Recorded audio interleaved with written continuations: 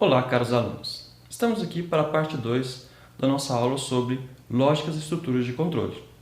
Nesta aula, nós iremos trabalhar com alguns tópicos, ok? Dos tópicos que nós iremos trabalhar, vamos trabalhar aqui com operadores ternários. O operador ternário é um operador diferente dos que nós trabalhamos até agora, porque este operador trabalha com 3 operandos, 3 parâmetros, por isso o operador ternário ele tem 3 operandos, tá ok? Vamos conhecer um pouquinho mais sobre os operadores de incremento e decremento. Nós já falamos sobre ele na aula passada, mas hoje nós vamos tratar especificamente desse operador ternário. Vamos tratar também das estruturas de controle. Aqui sim, nossos programas começam a ter um pouco mais de inteligência.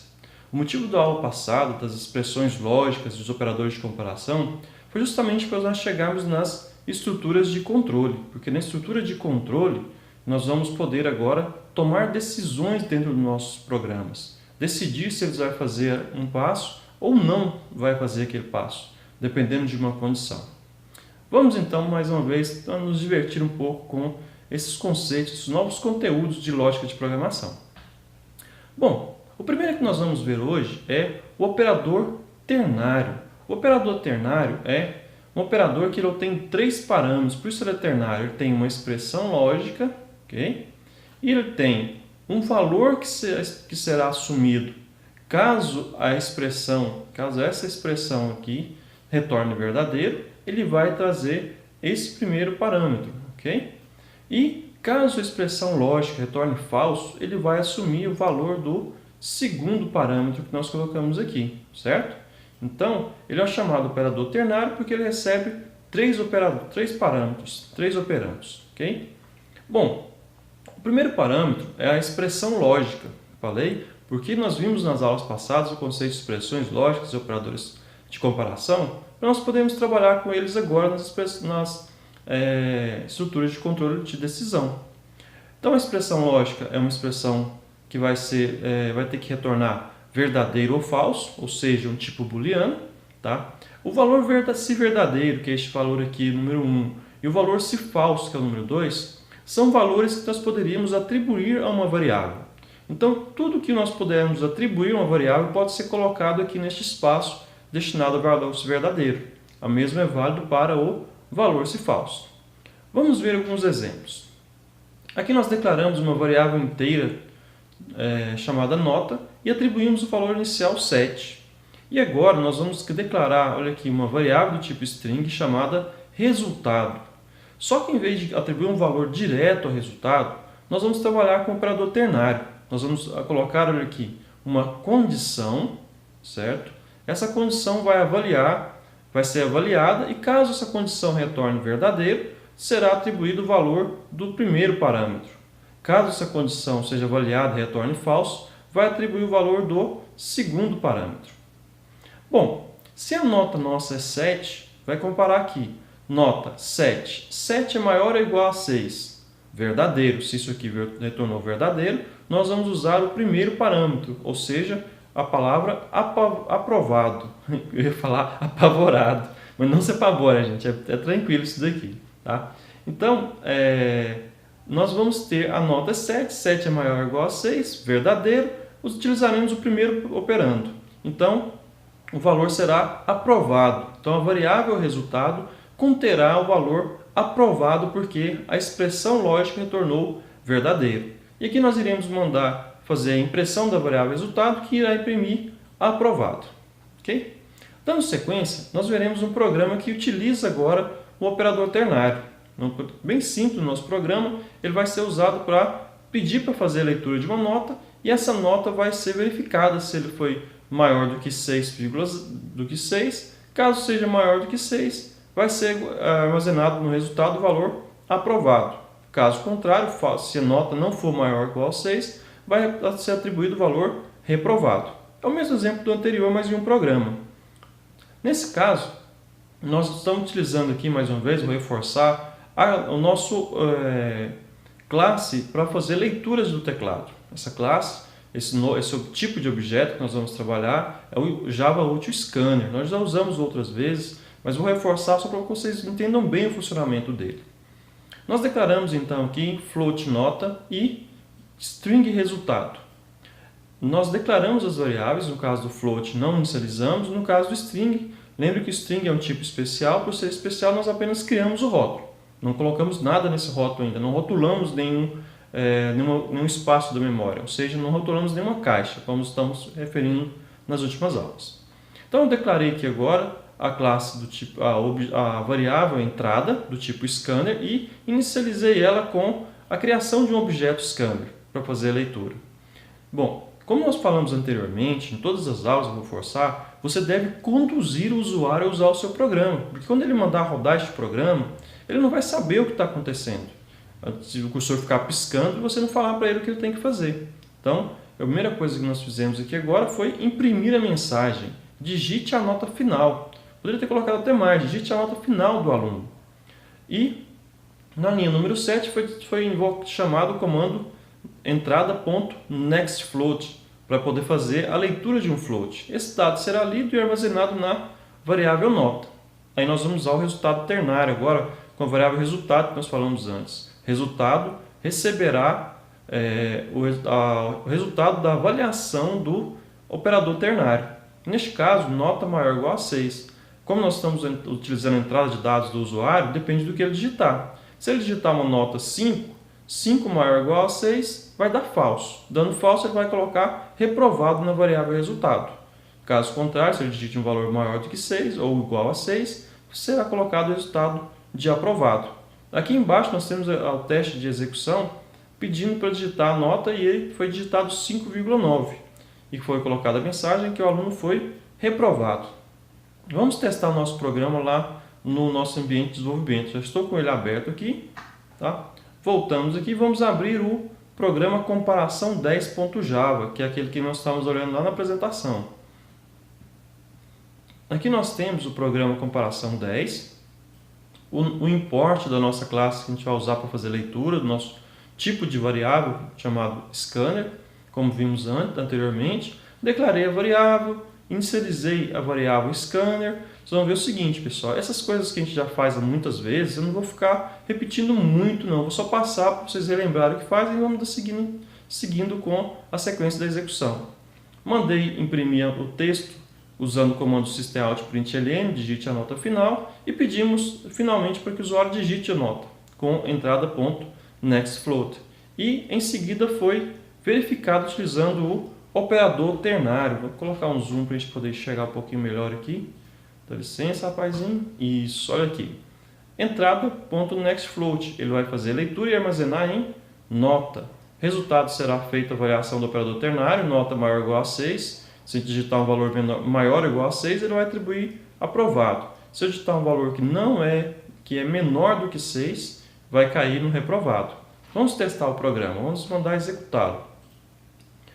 Digitou, ele pediu para a gente, digite a nota. Vou colocar uma nota aqui abaixo de 5, de 6, só para a gente poder ver o resultado como reprovado.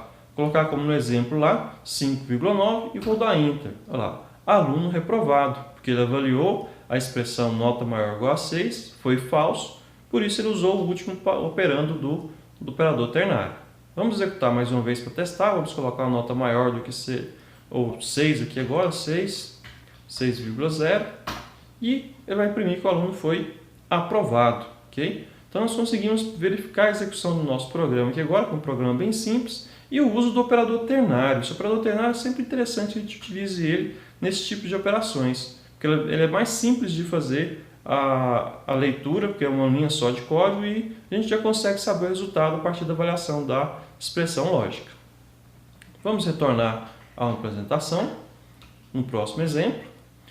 Agora nós vamos trabalhar com o conceito de operadores de incremento e decremento. Esse operador de incremento e operador de decremento, ele tem duas formas de ser utilizado.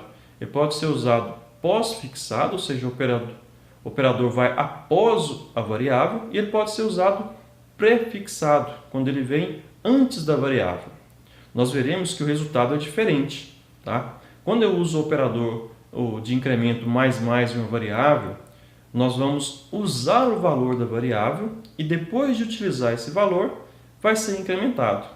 O mesmo vale para o operador de decremento. Eu vou decrementar, vou usar o valor da variável, Utilizado o valor da variável, eu vou decrementar de 1. Okay? O mais ele decrementa de 1 ou ele incrementa de 1.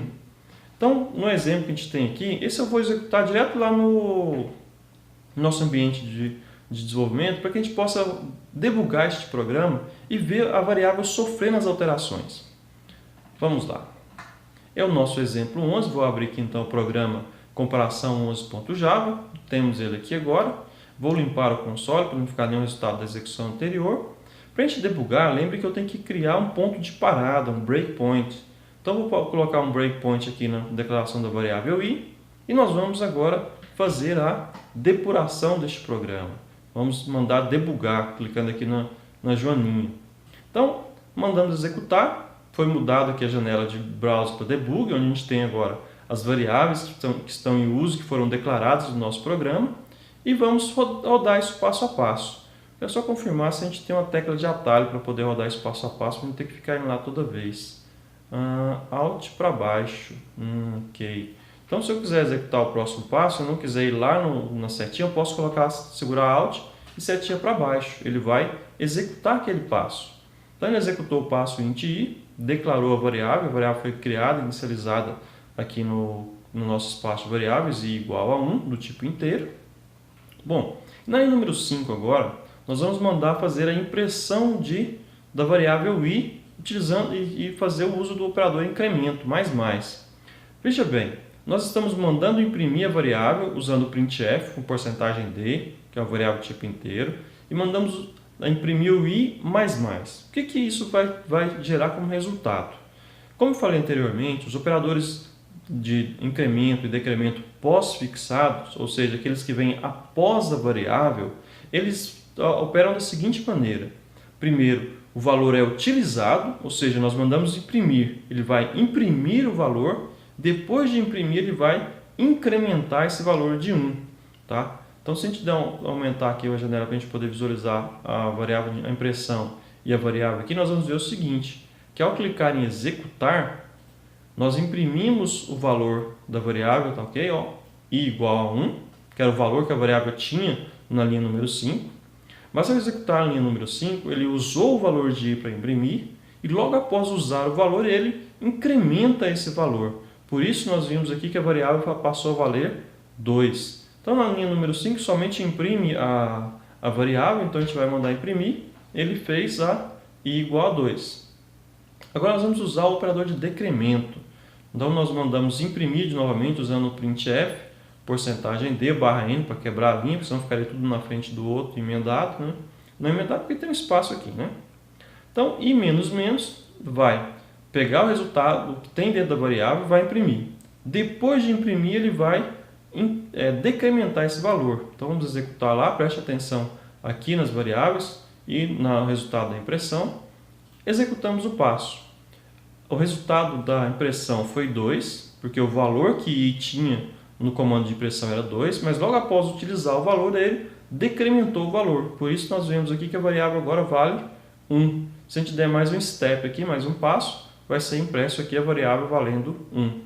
Bom, agora nas últimas linhas, na 9 e na 10, nós colocamos o operador pré-fixado, ou seja, o operador veio antes da variável. O que isso quer dizer? Que antes de usar o valor, ele irá fazer a operação. Ou seja, ele irá incrementar a variável e depois utilizar o valor. Então, vamos executar o passo aqui next, preste atenção no que será impresso e na questão da variável. E dessa vez os valores serão iguais. Olha lá, nós mandamos imprimir, o i foi impresso com 2, lembra que o i estava com valor 1 e ele foi modificado e impresso. Ou seja, quando eu uso o operador de incremento ou decremento pré-fixado, eu já faço a operação e depois utilizo o valor da variável. Então, nesse caso aqui, nós já sabemos que ao imprimir o i menos, será impresso aqui. O que será impresso, gente? O 1, porque 2 menos 1 é 1, ele vai imprimir, porque vai ter alterado o valor antes de utilizar o valor, que é o que o operador de pré-fixado faz para a gente. Tá lá? Nós imprimimos 1 e a variável passou a valer 1. Então, vou deixar continuar a execução do projeto e foi completada a execução do programa comparação 11. Voltando à apresentação, vamos dar sequência aqui. Bom, agora, pessoal, eu peço a vocês atenção, porque nós vamos ver a primeira estrutura condicional do nosso programa. Ou seja, é uma estrutura onde o if é utilizado para quando a gente precisa condicionar a execução de um bloco de comando. O que vem a ser condicionar? Nós vamos utilizar uma expressão de comparação ou uma expressão lógica para decidir se eu executo ou não um bloco de comando. Vamos ver a sintaxe desse comando if. Então o if ele tem que depois dele aparecer entre parênteses, isso é obrigatório, tá? A condição que deve ser executada. Essa condição é uma expressão lógica, então nós aprendemos a utilizar os operadores de comparação e os operadores lógicos, e, ou, e exclusivo e not. Então, o que nós chamamos de bloco de comando? Após o comando if, certo? Nós vamos abrir as chaves, ou seja, nós acabamos de abrir um bloco de comando, vai vir um conjunto de comandos, e após o conjunto de comandos nós vamos fechar o bloco do if. Isso quer dizer o seguinte: tudo que estiver entre o comando if, o abre chaves do if e o fecha chave do if, só será executado se esta condição for verdadeira. Se a condição for falsa, ele simplesmente vai pular esse bloco de código. Tá? Ou seja, o bloco de código será executado apenas se a nossa condição aqui for verdadeira. Vamos lá. Vamos pegar um exemplo aqui agora então de um programa, comparação 12, que foi utilizado para demonstrar o uso do if. Okay? Do if, traduzindo o if para o português, esqueci de falar para vocês, o if é nada mais do que se. Então, se nota maior ou igual a 6, imprima isso. Aí esse é o bloco de código do if, tudo que tiver aqui vai ser executado se for verdadeiro. E aqui nós colocamos um outro if. Se nota for menor do que 6, imprima reprovado. Olha, o nosso programa agora consegue dizer se o que o usuário digitou a nota, aquele aluno foi aprovado ou reprovado. Mas lembre, a regra foi definida dentro deste programa. Quando a gente faz isso, a gente tem que procurar avaliar com o usuário o que é necessário, o que ele precisa, e não apenas o que a gente acha que é correto. E nós fazemos nossos programas para resolver problemas de um usuário, de uma pessoa. Vamos ver o nosso programa rodando, então, no nosso ambiente de desenvolvimento. Vamos voltar aqui no browser, programa 12, comparação 12.java. Vamos ver como é que funciona isso aqui, então. Vou colocar um pouco de zoom aqui para a gente poder avaliar. Opa, tecla errada. Desfaz aqui. Vamos pôr um pouquinho de zoom aqui. E nós temos uma situação. Fizemos o import para tornar disponível a nossa classe de leitura de dados. Public class, o nome do nosso programa. Lembrando que o nome do programa tem que ser o mesmo nome do arquivo. O nosso método principal, o nosso inicializar, que é onde começa a execução do programa. Declaramos a variável float, que nós vamos usar daqui a pouco. Declaramos e inicializamos o nosso leitor de dados, o nosso objeto entrada, que é o que a gente vai usar, a variável entrada, para poder fazer a entrada. E mais uma vez, temos que pedir ao usuário, informar para ele o que nós queremos que ele faça. Para ele digitar a nota final e disparamos o comando para fazer a leitura. Next float, que vai devolver um float para a gente. Lido a nota float, ele vai verificar se a nota é maior ou igual a 6, ou seja, pode ser maior ou pode ser igual. Se for maior ou igual, vai retornar verdadeiro e vai imprimir aprovado. Se não for, não vai fazer nada nesse pedaço de comando e vai dar sequência na linha número 11. Vai avaliar a linha número 11, onde estamos comparando se nota é menor do que 6. Se ele for menor do que 6, será impresso a palavra reprovado.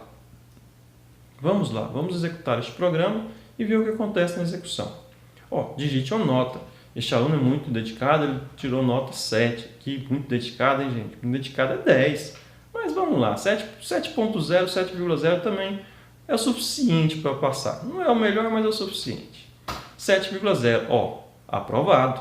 Se a gente executar novamente o nosso programa, vamos testar agora com o aluno mais desleixado.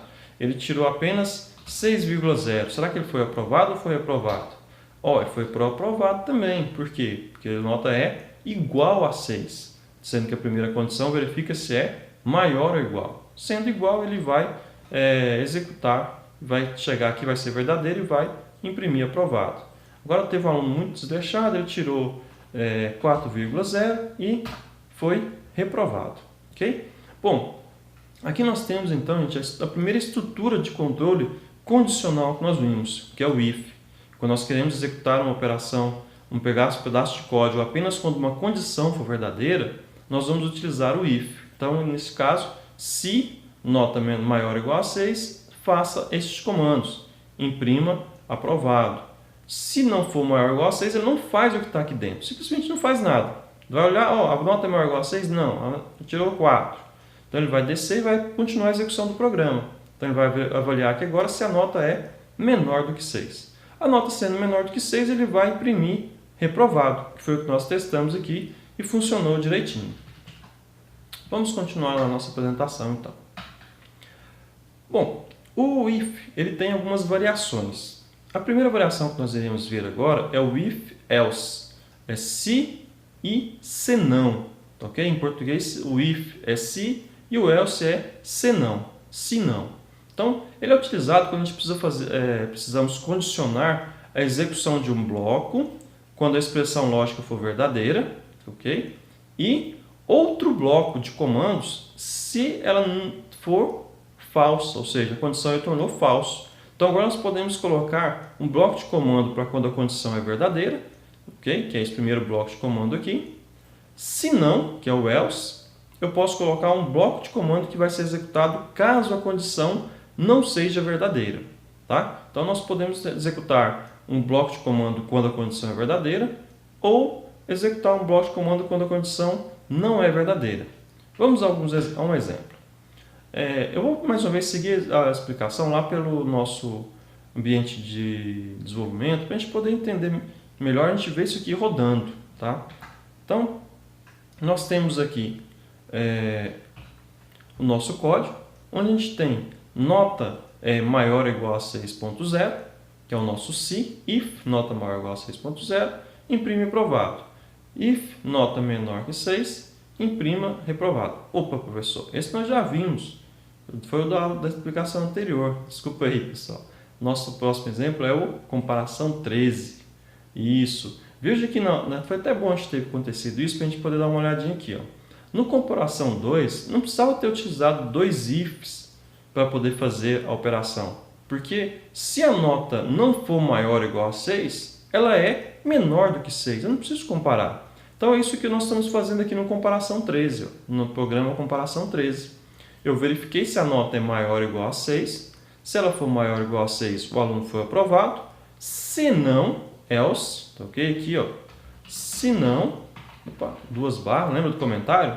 Com duas barras. Se não, ele executa o reprovado.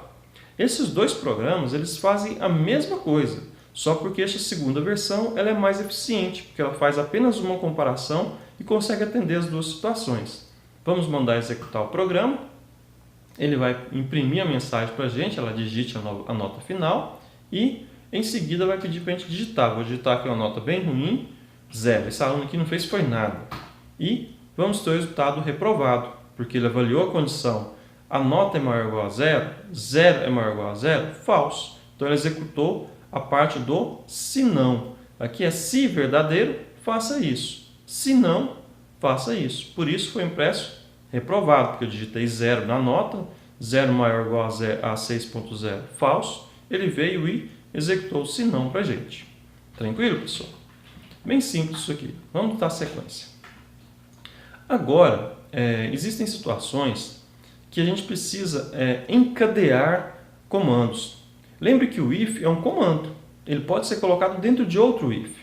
Então, neste exemplo aqui, foi construído um programa para poder dizer se o aluno foi aprovado com mérito, ou seja, se ele foi aprovado com nota maior do que 6. Caso contrário, se ele foi aprovado, nota maior do que 6. Nota maior que 9, certo? Maior que 9, não é maior igual. Então, se ele tirar 9, ele vai ser apenas 9 maior que 9, vai dar falso, vai cair no se não, no else, e vai imprimir apenas aprovado. E se a nota não for maior ou igual a 0, vai cair no nosso else. Ou seja, vai vir aqui e vai cair no else, no se não. Aí dentro desse se não eu fiz outra comparação. Porque o que vai dentro do bloco de comandos do se não e do se são comandos. E o próprio if é um comando. Então eu posso colocar um if dentro de outro if em quantas vezes for necessário para executar a condição que eu preciso. Ok? Então, se o if, se a nota maior ou igual a 0, 6.0, ele vai entrar aqui. Se não, por exemplo, eu digitei lá 0, ele vai vir aqui 0, vai 0 maior ou igual a 6, falso, vai cair no else. Ele caiu para executar o bloco de comando do else. Só que dentro deste bloco de comando tem outro if. Então ele vai avaliar o if. Nota é maior que 5.5, 0 é maior que 5.5. Olha, se a nota fosse 5.6, ele iria imprimir a mensagem reprovado, mas faltou pouco. Ele quase passou. Então a gente dá um incentivozinho para ele melhorar na próxima vez, né? Se a nota não for maior ou igual a 5.5, ele vai cair no else, no se não, e vai imprimir apenas reprovado. Vamos ver este programa na execução dele lá no nosso ambiente de desenvolvimento. Deixa eu checar o número do programa para mim não errar de novo, gente. É o comparação 14, tá? Ok, vamos lá. Programa comparação 14.java. Nós vamos conferir que se é este programa mesmo. O professor está meio zonzo, não está enxergando direito, né? Já é esse aqui mesmo, ó. Aqui lá na apresentação eu pulei algumas partes porque são aquelas coisas comuns que nós estamos acostumados, tá? Declarar o programa, fazer o import do Java Scanner, declarar a variável de entrada. Isso aqui eu não preciso ficar repetindo mais com vocês. Por isso que aqui na apresentação eu pulei e deixei só o import para ressaltar que se faltar não vai funcionar. Ok. Então vamos executar o programa e ver o que acontece. Ele pediu para a gente digitar a nota. Vamos simular o nosso programa. Vamos testar aqui então. Digite a nota, está aparecendo aqui agora, e nós vamos colocar uma nota bem grande. Vamos colocar que o aluno é muito bom. Ele tirou 10.0. Então, se ele tirou 10 ou tirou 100, como fala, vai ser lá ó, a mensagem aprovado com mérito. Ou seja, ele chegou aqui 10. 10 é maior ou igual a 6, verdadeiro. Ele entrou nesse bloco de comando do primeiro if. Como o bloco de comando é outro if, ele avaliou o if. Nota, 10 é maior ou igual a 9.0, verdadeiro. Por isso ele imprimiu aprovado com mérito. Se a gente executar novamente esse programa e colocar uma nota 9,0, nós vamos ver que o resultado vai ser apenas aprovado. Por que apenas aprovado? Ele veio aqui e checou. Nota, qual foi a nota que a gente digitou mesmo? 9. 9 é maior ou igual a 6? Verdadeiro, então vai cair nesse se. Vai entrar nesse bloco de comando aqui. Como ele entrou no bloco de comando, ele encontrou outro if. Nota, 9. 9 é maior do que 9? Falso. Então ele caiu no else e imprimiu apenas aprovado. Não foi aprovado com méritos, mas foi aprovado. Vamos executar mais uma vez e vamos testar agora para que seja reprovado, mas faltou pouco. Para que seja reprovado, mas faltou pouco, ele tem que tirar uma nota que tem que ser menor do que 6, porque ele vai dar falso aqui, ele vai cair aqui, e tem que ser maior do que 5.5, maior que, não inclui o 5.5, tá? Então, se nós tirarmos aqui a nota 5,6, ele vai cair no reprovado, mas faltou pouco, olha lá. Reprovado, mas faltou pouco. Bom, e se a gente fizer um caso para poder cair em reprovado apenas. Nós fizemos reprovado, faltou pouco, agora vamos fazer apenas reprovado. Se ele tirar 5,5, ele vai ser reprovado apenas ou vai ser reprovado, faltou pouco? Vamos conferir.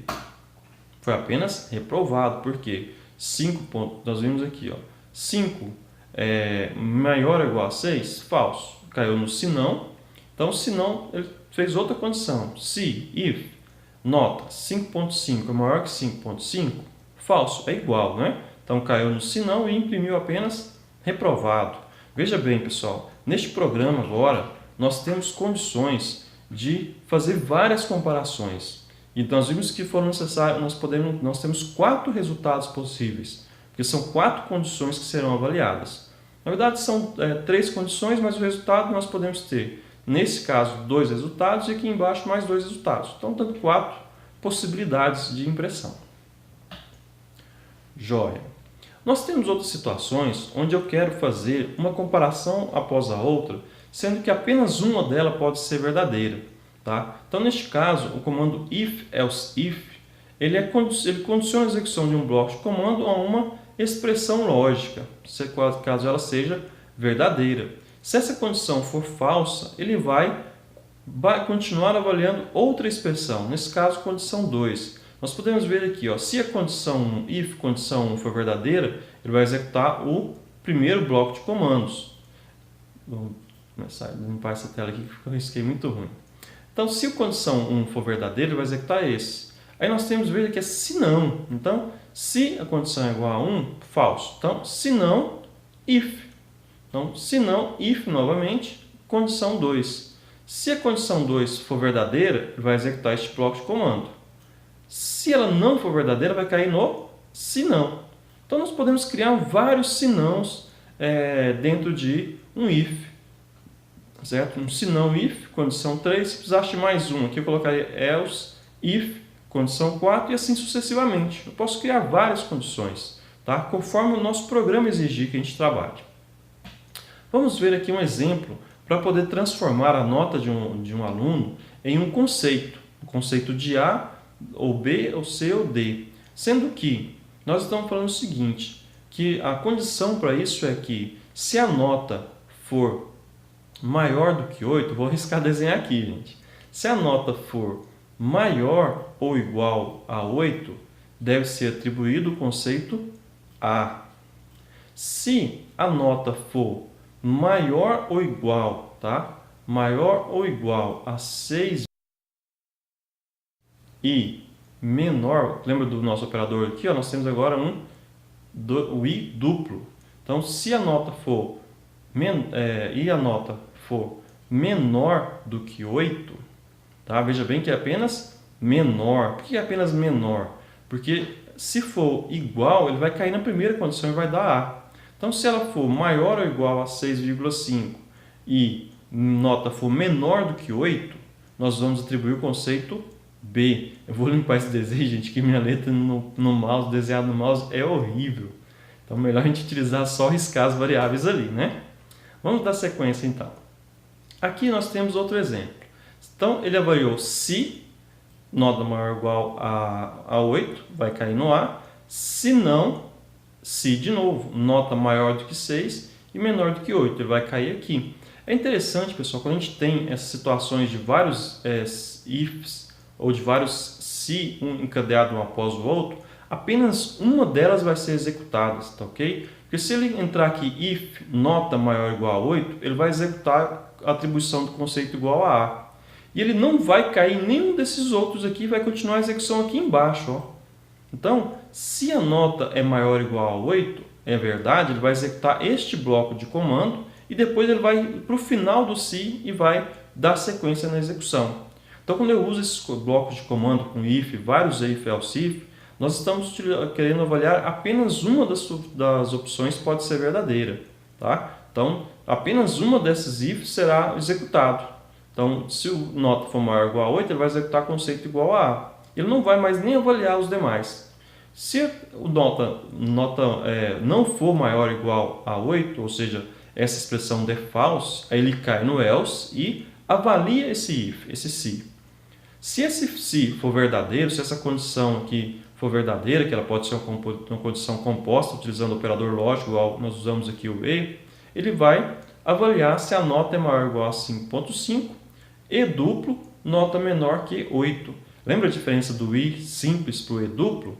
O e duplo ele usa aquele conceito que nós falamos de curto-circuito, ou seja, se nota for menor do que 6.5, ele nem vai avaliar a próxima condição, porque não tem jeito dela ser verdadeira. Então ele já vai passar para o próximo else if. E assim ele vai executando até achar uma alternativa que condiza com a condição que nós colocamos. Caso ele execute a primeira condição, não deu verdade, deu falso, a segunda condição deu falso, ele vai para o próximo else if, deu falso, vai para o próximo else if, deu falso, aí nós vimos que no final agora eu tenho apenas um senão. Esse senão não é condicionado, ou seja, se nenhuma dessas operações for verdade, ele vai cair aqui, o conceito vai ser ok? Então, nesse caso, se a nota for menor do que 3, ele vai cair no else. Então, a gente tem que tomar muito cuidado quando a gente constrói essas condições, porque essa construção dessas condições, elas vão dizer se é possível ou não entrar nela. Pode ser que você escreva uma condição que nunca seja possível chegar nela, tá? Por exemplo, se eu colocar aqui if nota maior do que 8 e no se não eu não colocasse essa condição aqui, mas colocasse se não nota for maior do que 8, ela nunca vai entrar nessa condição. Por quê? Se eu coloquei que é maior que 8 e aqui em cima a primeira já é maior ou igual a 8, se for maior ou igual a 8 ele vai entrar e vai executar esse comando e nunca vai chegar para executar o senão se nota maior do que 8. Então, isso é uma coisa interessante, porque nós vimos que as linguagens de programação elas têm uma parte de sintaxe, certo? E tem uma parte semântica. É a sintaxe, que é as palavras-chave, os pontos e vírgula, o abre-chave, fecha-chave, e tem a semântica. Nesse caso, a semântica, ou seja, o significado, ele pode sofrer conforme a execução do programa. Ele não tem condições de ser verificado durante a compilação ou execução deste programa. Então, tome bastante cuidado e cheque suas condições quando você tiver que fazer vários else ifs para poder conseguir chegar a casos que podem ser realizados. Então, tem que tomar cuidado com os valores mínimos e máximos quando a gente faz aqui essa combinação de duas expressões para poder chegar ao resultado. Pode ser que não seja possível acontecer as duas, então a gente tem que avaliar com cuidado. No final, nós iremos imprimir a nota, lembra que nós já aprendemos a utilizar o printf, o comando printf, e o porcentagem F para formatar. Neste caso, eu quero apenas uma casa decimal na impressão. E aqui o caso do conceito. Então, nós temos o primeiro parâmetro vai ser colocado no porcentagem D e o segundo parâmetro vai ser colocado aqui no conceito. Vamos ver a execução deste programa lá no nosso ambiente de desenvolvimento. Qual que é o programa? Comparação 15. Então, vamos lá abrir o comparação 15. Comparação 15.java. Nós temos aqui, então, o nosso programa comparação 5 e nosso if e vários else ifs. Vamos testar esse nosso programa executando ele e verificando em qual das condições ele vai colocar. Este programa eu vou fazer questão de executá-lo com um breakpoint, para a gente poder ver quando ele entra na execução, depois ele passa para o final. E ele não vai passando uma por uma, ele só vai executar uma por uma das condições se a anterior for falsa. Tá? Vamos lá então debugar na joaninha aqui, ele vai rodar o programa e vai parar antes do nosso if lá, onde a gente colocou o breakpoint. Então, nota para poder fazer a entrada, na verdade ele não parou, né? Pegou uma entrada de dados, ele tem que digitar os dados. Então, está parado aqui para a gente poder digitar a nota. Eu vou usar uma nota boa, 9,0 aqui. Opa, teclado Mac desligado. O principal erro de digitação de senha. Cadê? Teclado numérico. 9,0. Vou dar Enter. Ao dar Enter, ele vai continuar a execução. Olha lá, a variável nota foi atribuído o valor de 9,0 e agora nós vamos verificar a condição. Nota é maior ou igual a 8,0?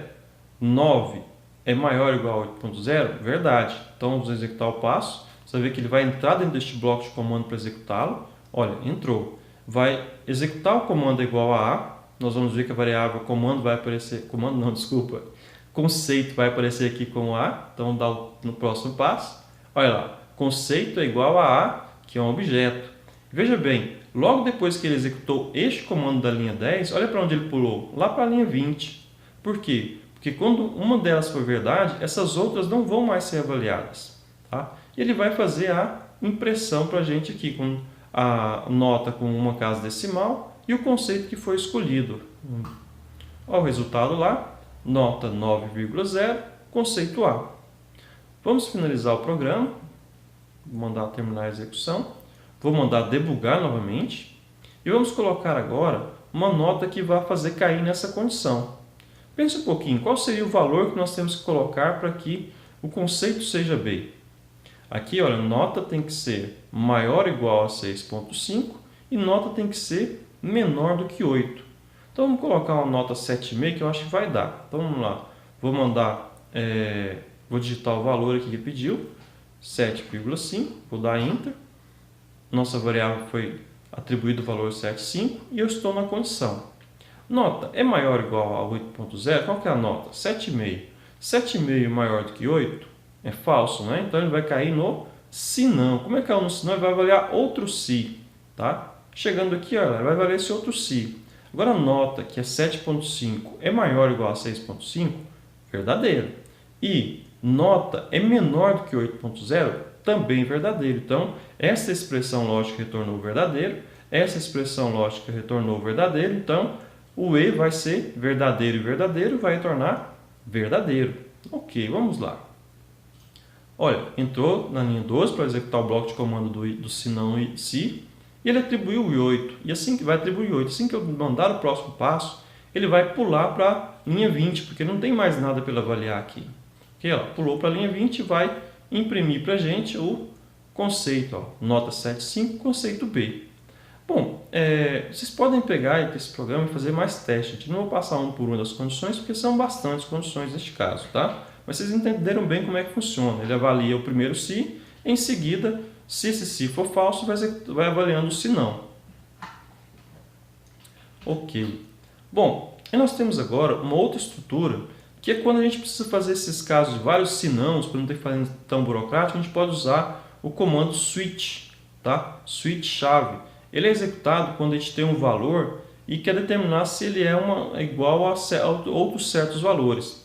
Nesse caso funciona o seguinte, a gente tem a palavra-chave switch e uma variável, um valor que a gente quer comparar. Esse valor vai ser comparado com cada case na expressão. Então ele vai verificar se a chave é igual à expressão 1. Se a chave for igual à expressão 1, ele vai executar todos os comandos a partir deste ponto até o final, ou até encontrar o comando break. Tá? Vamos ver isso no código, no programa de verdade, que fica um pouco mais fácil a gente entender. Então nós já falamos sobre o comando switch, antes eu pensei que já seria o código, mas aqui é mais alguns detalhes que é muito importante a gente saber. A chave do switch ela tem que ser expressa por uns tipos primitivos. Quais são os tipos aceitos? Char, tá? Que é um caractere, byte, short e int. Esses são os valores que podem ser utilizados como chave do switch. Outros tipos também não primitivos são o character, que é um tipo de objeto que representa um char. Eu tenho o byte, que também representa o byte primitivo. Eu tenho o short, que também serve para representar um short primitivo. E eu tenho o integer, que serve para representar um inteiro. Por isso que eu posso usar tanto os tipos primitivos, que são esses aqui, ok? Quanto os tipos abstratos, que são os tipos complexos, que são a representação deles. E, por último, e muito importante, que é útil para a gente, também pode ser utilizado os objetos do tipo string, ou seja, as variáveis do tipo string no lugar da chave. Aqui nós temos um exemplo do uso do comando switch. Você vai ver que o comando switch aqui, ele vai parecer que está executando um pouco estranho, mas esse comportamento não é defeito, é o padrão dele. Eu vou executar direto lá no nosso ambiente virtual de desenvolvimento para a gente testar. Deixa eu checar o número, comparação 16. Vamos lá, voltei para o browser, comparação 16, cadê você? Comparação 16. No comparação 16, nós usamos o switch. Eu pedi para o usuário digitar um conceito, A, B ou C. E como o usuário é uma pessoa muito complexa, assim, tem uns pensamentos estranhos, pode ser que eles digitem um valor que não seja nenhum desses.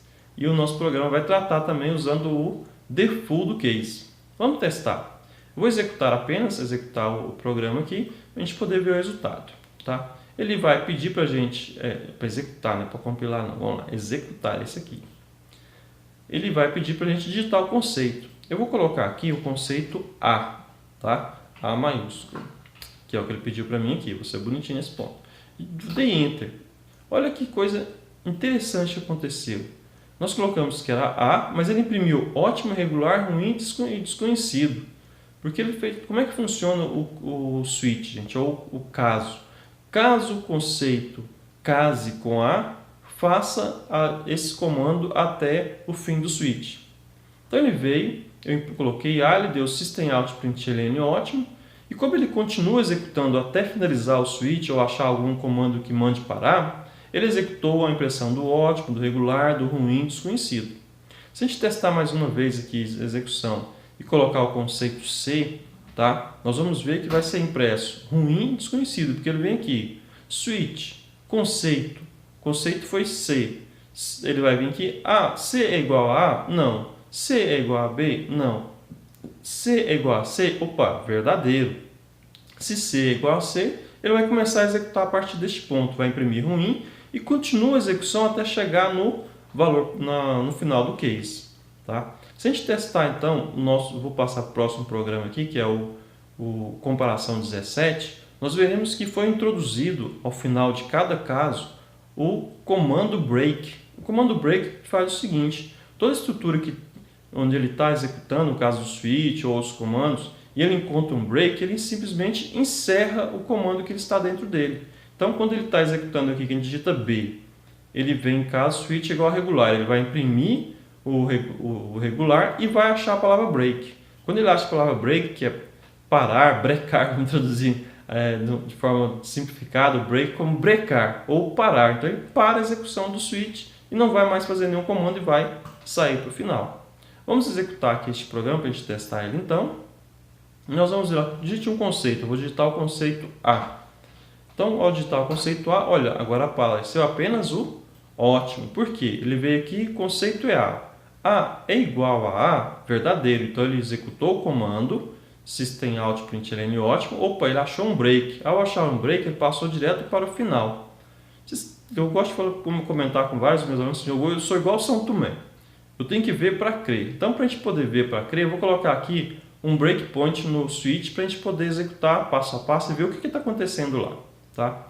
Então, vou mandar executar o break aqui. Ele vai parar na entrada de linha de dados. Vamos pedir para digitar aqui. Eu vou digitar o conceito A, vou dar Enter e vai continuar a execução simulada para a gente. Então, na execução simulada, nós temos aqui que o switch conceito. E o que nós temos no conceito? No conceito aqui nós temos a variável conceito igual a objeto A, string A. Então vamos ver o que vai acontecer quando eu mandar dar um passo aqui então. Mandei dar um passo e vai verificar. Opa, o conceito é igual a A, verdadeiro. Então ele vai imprimir esse comando do ótimo e vai encontrar o break. Olha que ele encontrar o break, ele vai pular aqui para o final. Ó. Vamos dar uma olhadinha lá. Mandei executar, olha o que aconteceu. Ele achou, imprimiu o ótimo, que foi o comando que casou a opção que nós passamos, e depois ele achou o break. Ao achar o break, ele interrompeu a execução do switch e foi para o final do nosso código. Bom, você deve estar se perguntando, se eu digitar alguma coisa que não é nenhum desses cases, aí para isso nós temos o default, que é aquele que é utilizado quando não é nenhum dos que foi informado. Vamos fazer o teste aqui executando apenas. Vou colocar aqui uma coisa que é interessante, gente, o Java faz diferença de maiúsculo e minúsculo. Então vou colocar o case A minúsculo. Olha o que aconteceu. Foi impresso desconhecido, porque ele veio aqui A minúsculo é igual a A, falso. A minúsculo é igual a B, falso. A minúsculo é igual a C maiúsculo, falso. Aí ele veio e caiu no default. O que é o default? É o valor padrão. Caso a variável que você colocar aqui, a chave, não encontre nenhum case para ela, nenhum caso para ela, ele vai cair na opção default. Joia. Vamos dar sequência. O 17 nós já falamos e nós chegamos ao fim de mais uma videoaula.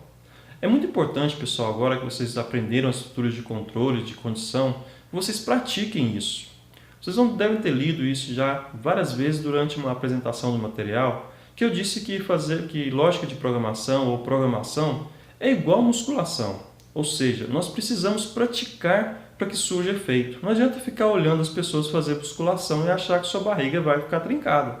Quando você não for fazer abdominal, ela não vai trincar. E tem que fazer persistente, várias vezes, para você conseguir atingir o objetivo. Assim também é com a linguagem de programação, certo? Com lógica de programação. Nós temos que praticar intensivamente para poder melhorar o nosso entendimento e para poder adquirir conhecimento e experiência programando. Bom, por hoje é só, pessoal. Nós encerramos a nossa videoaula de lógica de estruturas de controle condicionais e nós nos encontramos na próxima aula. Abraço!